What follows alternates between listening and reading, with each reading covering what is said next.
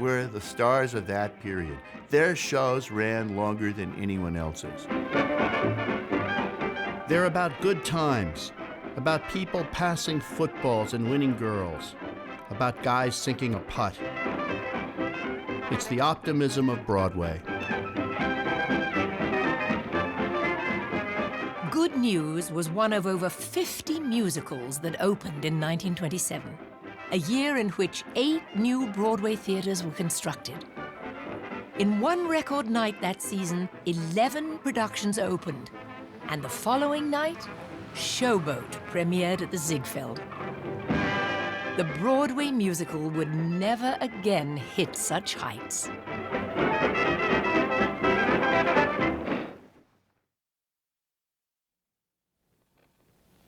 Wait a minute, wait a minute. You ain't heard nothing yet. You ain't heard a thing.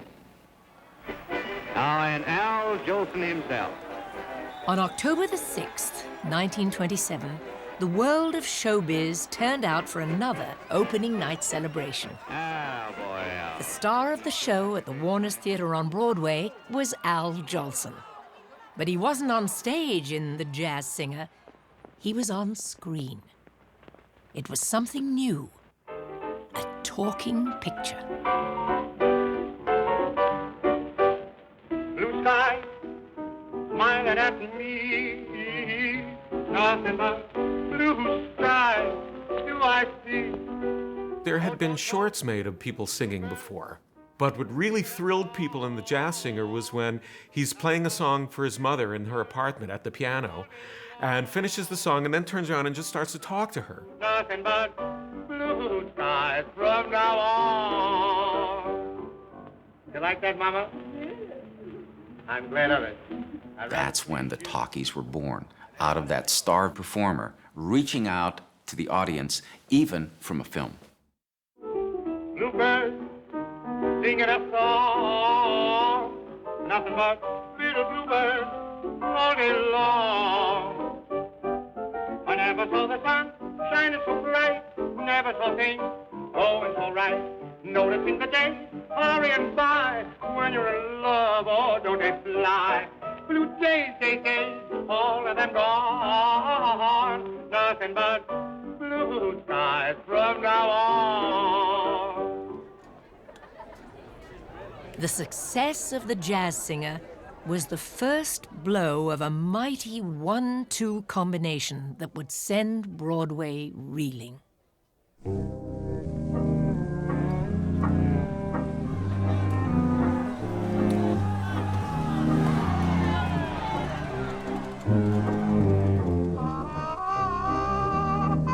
The crash of the stock market in October of 1929 put an end to Broadway's feverish expansion.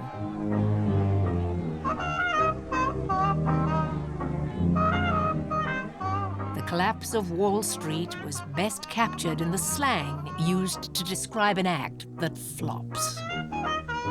No joy on sale. Broadway, kicked, heeled, punched, and gouged by Wall Street, came within an inch of its nightlife last week, shattering all records for gloom in the country. The bottom dropped out of hilarity. Variety. The biggest producer on Broadway, Florenz Ziegfeld, was hit the hardest. When the stock market began its alarming plunge, he was testifying in court, unhappy over a $1,600 bill for a marquee sign. By the time Ziegfeld left the courthouse, Broadway's greatest showman had lost almost $3 million. I had never seen Flo like this before. I pulled his head down and took him into my arms. Well, poor old darling, what is it? Flo sobbed.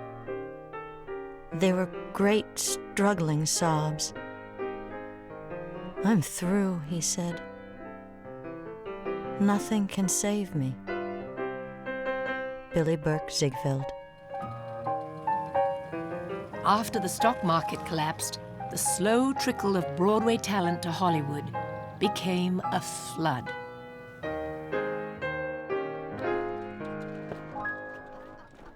Everybody came out to get a Hollywood salary.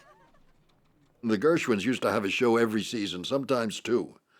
But suddenly that dried up. You couldn't get the financing. And they came out to Hollywood. And they started writing pictures. The Gershwins, Rodgers and Hart, Marilyn Miller, Florenz Ziegfeld, Fred Astaire. Besides adapting Broadway hits, Hollywood created flimsy backstage stories around the production of a musical comedy or revue. The films may have been made in Hollywood, but the subject matter has always dealt with New York City, because New York was the center of America. And of course, it was natural that Hollywood would be attracted to the world, the mythology of Broadway. And there was Broadway Hoofer and Broadway Through a Keyhole, and just 100 movies made in the first, let's say, 5 years of talking pictures incorporating the word Broadway. That's it. The chorus in F sharp. There may be streets that have their sorrow. The first talking picture to win an Academy Award, for example, was the Broadway Melody. But there's a street that lives in glory. The world of Broadway became the world of American entertainment. Old story. Don't bring a frown to old Broadway. You've got a clown on Broadway. Your troubles there are out of style, but Broadway, Broadway, where to smile. A million lights, they flicker there. A million hearts beat quicker there. No skies are gray on the great white way. That's the Broadway melody. Oh, Queenie, New York, the place we've dreamed and talked about. And it's swell. Yeah. Roy, it'll be better for all of us if we stick in vaudeville. What are you talking about, Joe? This is the greatest break we've ever had. Tonight tells the tale. Broadway or bust. That's the Broadway melody. Hot dog. Broadway was the magic word. Anything could happen in New York. That was it. Your future's in it, my future, and everything all of us have is staked on you. All right, now I'm through. But you keep your feet on the ground and your head on those shoulders of yours and go out and Sawyer. You're going out a youngster, but you've got to come back a star. Oh, there she is now. That's the Hollywood myth about Broadway, and it's the Broadway myth about itself. Where the underworld can be the elite, naughty, gaudy, bawdy, sporty, bawdy, jacket. By the end of Prohibition in 1933, Hollywood was producing a second wave of movie musicals, while Broadway was struggling with a deepening depression. But if Hollywood offered what George Gershwin called a Western tan and a pocket full of money, Broadway promised something else: creative freedom. In the Depression era, that freedom would inspire songwriters like Cole Porter, Rodgers and Hart, and the Gershwins to produce their greatest works. It's rhapsody of laughter and tears. Naughty, bawdy, gaudy, sporty, 42nd Street.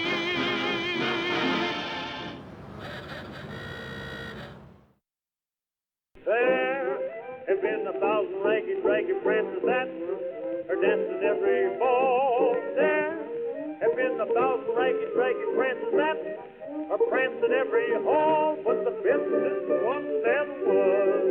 Give all the ball some more buzz now, buzz. You think you may gently hold her hand. You lay your head upon her shoulder next. You walk just like your legs are breaking. Do a bangle like a tangle. Then you start to tippity taking you. You're simply going and prancing with a multiple buzz in dance. Look out.